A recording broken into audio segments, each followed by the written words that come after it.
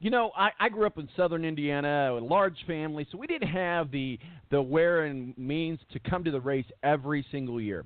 But my grandparents lived on the west side of Indianapolis, actually not far from where we're located at today, just down the road, actually. And my grandparents have passed away, but I remember coming up here in the summertime, and we used to go to what was then called the time trials and stuff. But a lot of times we were up here, we just weren't able to go to the race. And one of the things that I think here in Indianapolis, and it's kind of odd to think about on a global stage because you could just watch it on television. Here in Indianapolis, it's blacked out. And that's been a point of controversy, and that's probably going to change here soon. But there's something special about that makes the tradition very, very different here in Indianapolis. And a lot of us fans like myself, I remember being at my grandparents' house or even at my own house, showing my age here. I'm going to use a word here that a lot of people don't know what is. But I used to have a transistor radio. It's a radio that you could pull up the antenna, had batteries in it. And we used to listen to the Indianapolis 500 on the radio every single year. And, you know, there was a certain voice that associated that, and it just kind of made it special. And that was Sid Collins. And Sid Collins has now passed away. But one of the things that I like to do every year is pay tribute. You know, and really, believe it or not, just maybe it's the radio in me, maybe it's just the love of being in Indianapolis, but there's just something special about Sid Collins. So every year I like to play this. We've played it on the show before, but every year I like to play this little segment, this little tribute to Sid Collins. So it's about 8 minutes, guys, so stand by. But when you hear this, you'll understand why the Indianapolis 500 is so special. From Indianapolis, Indiana, scene of the world's greatest race cars, this is Sid Collins saying welcome to the Indianapolis Motor Speedway. This racetrack has been the scene of some of the most spectacular, most thrilling, some of the saddest, and some of the most glorious moments in the entire world of sport.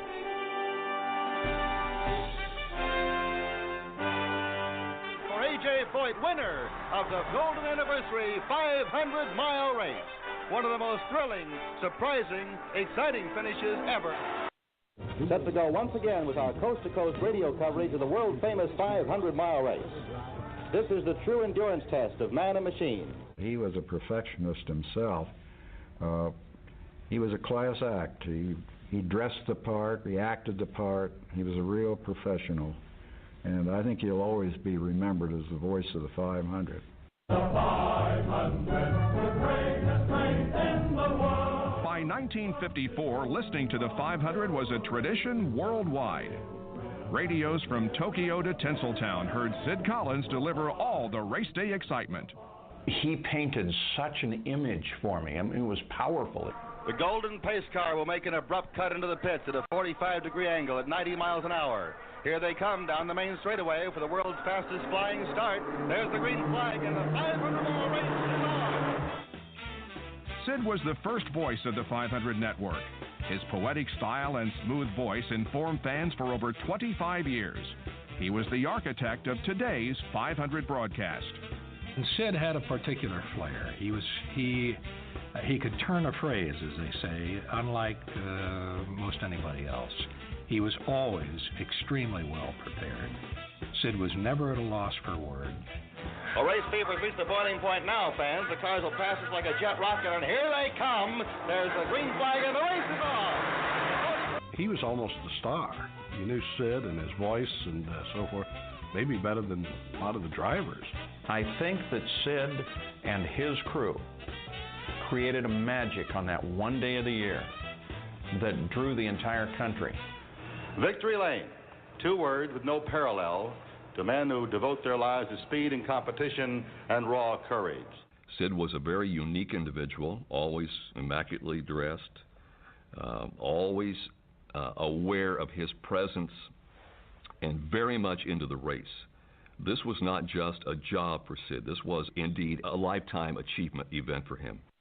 Sid was a master at making 4.5, 5.5 hours seem intriguing. The engine's now gathering strength and volume, settling to a pulsating roar as they go into the back stretch. The waiting is over. The magical moment of the start of the race rapidly approaching. Each man is alone now, all reduced to the singular conflict. 32 others are pitting their resources against his. I enjoyed listening to Sid because he made the exciting moments exciting. Oh, and here's a skid right in front of us. Number 83 spinning around 3 times, 4 times, right on the main stretch. Don Davis, watch it out there. Wow, right around the outside of Davis with the Cooper Climax by inches, and Don Davis is situated right now in his car, getting up and out right in the middle of the main stretch. Getting up dejectedly, walking away, and there are 2 cars going around, and number 73 Trouble again.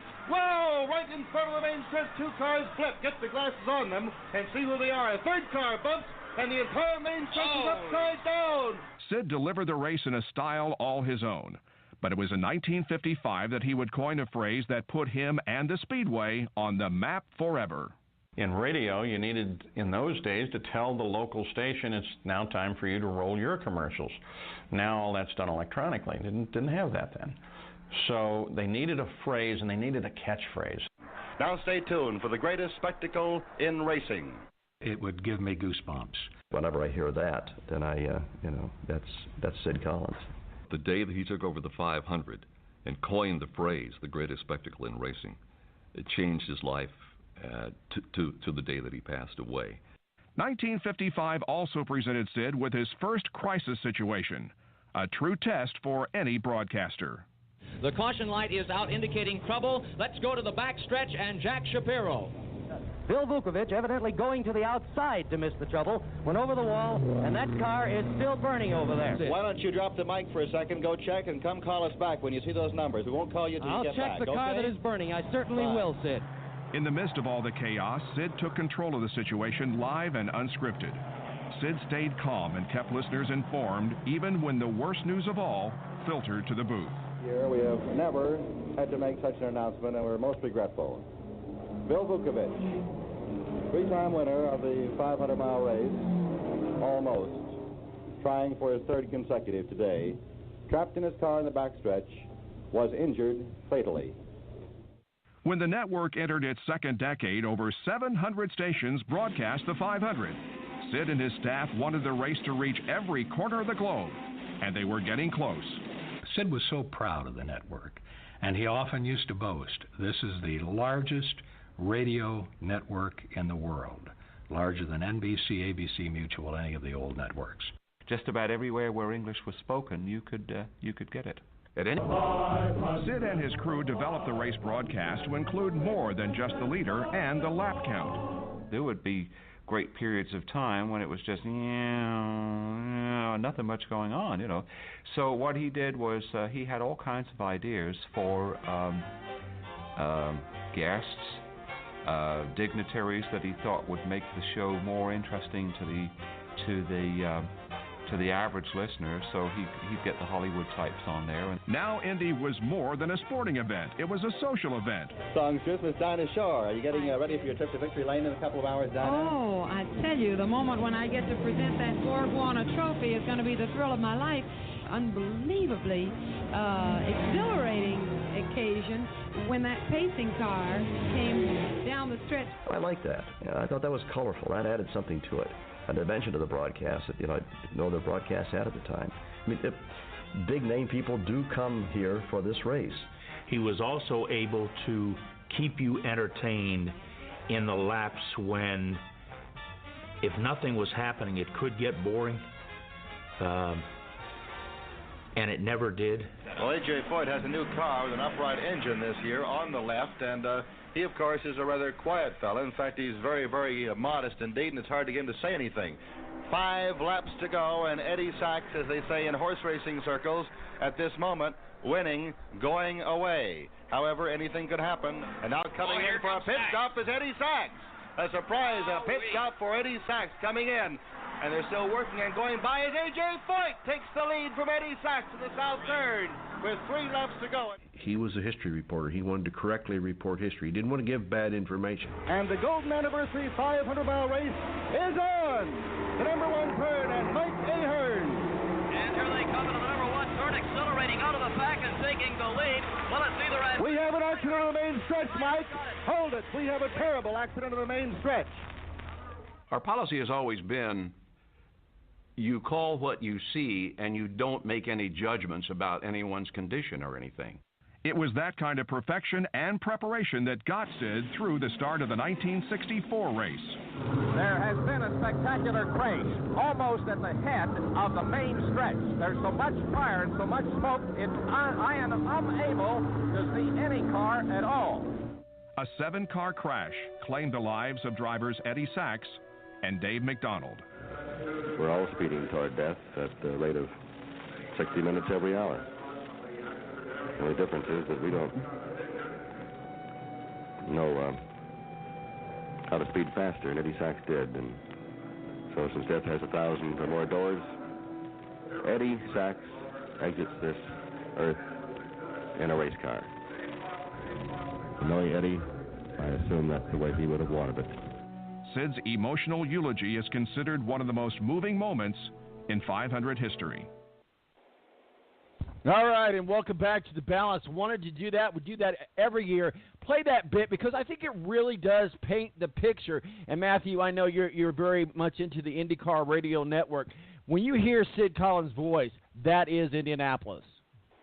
I mean, that's the reason why I got into this profession. I mean, for instance, seeing that and wanting to be a part of that and listening to it when I was after church, when I was growing up, I wanted to be a part of it. Now, granted, I haven't gotten there yet, but I tell you what, it's a big deal and obviously a big thing. And heck, my aunt and uncle listen to the race every year annually as well. So a lot of good stuff with the radio broadcast, and obviously we wish Godspeed to Mark Janes, the new voice of the 500, and his team as they get to work coming up at 11 a.m. Tomorrow morning. Absolutely. Tyson Lautenschlager on pitroad.com. When you hear Sid Collins' voice, now I know you're a little bit younger than me and Matt, but when you hear Sid Collins' voice, does that not just give you goosebumps?